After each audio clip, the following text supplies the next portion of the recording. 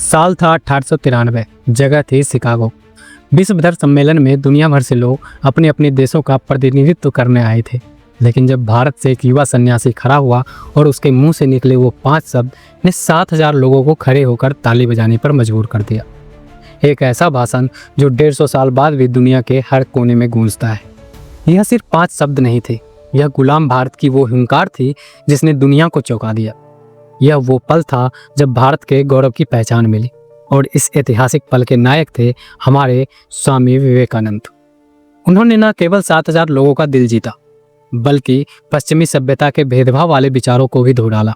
4 साल तक अमेरिका और ब्रिटेन में वेदांत का ज्ञान फैलाया, और तो और अमेरिकी अखबार भी अगले दिन लिखते हैं कि हम लोग भी पागल हैं कि अपने धर्म प्रचारक उस देश में भेज रहे हैं जहाँ के लोग इतने महान हैं। लेकिन क्या आपने कभी सोचा, एक साधारण परिवार में जन्मा नरेंद्र महान स्वामी विवेकानंद कैसे बने? वो कौन से मोड़ थे उनकी ज़िंदगी में जो उन्हें नरेंद्र नाथ दत्त से स्वामी विवेकानंद बना गए? उनकी लाइफ की सबसे बड़ी अचीवमेंट क्या थी, और आखिर कैसे उन्होंने दुनिया को हिंदुत्व का ऐसा पाठ पढ़ाया जिसके बाद यूरोपियन लोगों को भी यह कहना पड़ा कि विवेकानंद दुनिया के सबसे महान व्यक्ति हैं।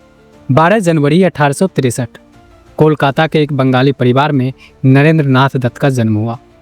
बचपन से ही जिज्ञासु तेज दिमाग वाले नरेंद्र ने कई धार्मिक संगठनों को ज्वाइन किया, लेकिन उनके आध्यात्मिक सवालों के जवाब मिले श्री रामकृष्ण परमहंस से। फिर आया एक ऐसा पल जिसने उन्हें झकझोर दिया। 21 साल की उम्र में पिता का निधन, और कंधों पर आ गया कर्ज का बोझ। ये वो समय था जब नरेंद्र ने पहली बार घोर गरीबी का सामना किया।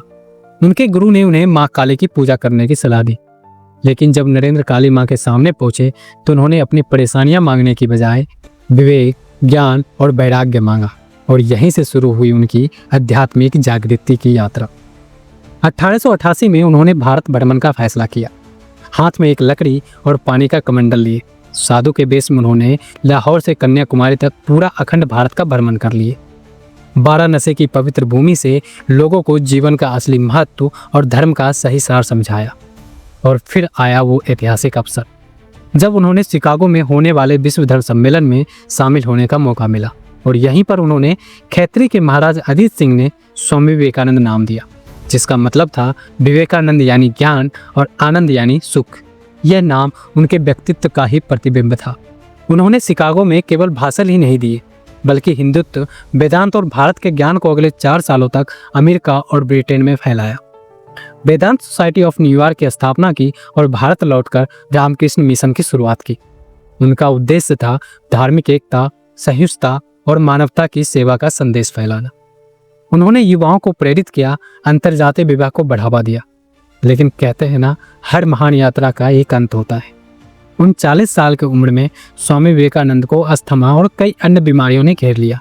उन्हें एहसास हो गया था कि वो 40 साल की उम्र तक नहीं जी पाएंगे।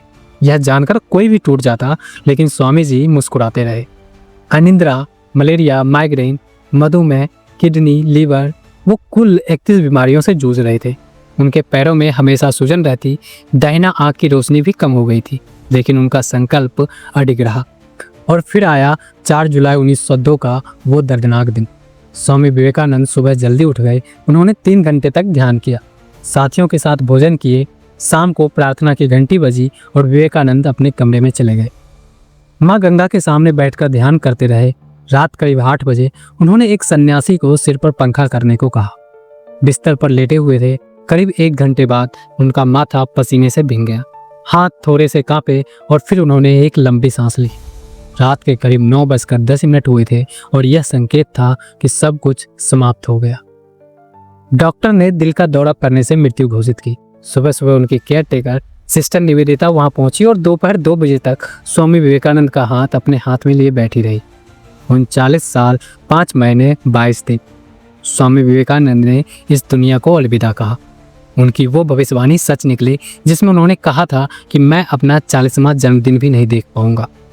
और इस तरह एक महान युग का अंत हो गया। चलिए अब सुनते हैं कि स्वामी विवेकानंद की वो शिकागो स्पीच, जिसने न सिर्फ वहां मौजूद 7,000 लोगों को खड़े होकर 2 मिनट पर तालियां बजाने पर मजबूर कर दिया, बल्कि 150 साल बाद भी उस स्पीच की चर्चा विश्व भर में होती रही है। Sisters and brothers of America, अगर आपको भी भारत की महान शख्सियतों में से एक स्वामी विवेकानंद जी पर गर्व है तो कमेंट बॉक्स में उनकी तारीफ में 2 बोल जरूर लिखिए। अगर यह वीडियो पसंद आई तो इसे लाइक करें, शेयर करें। जय हिंद।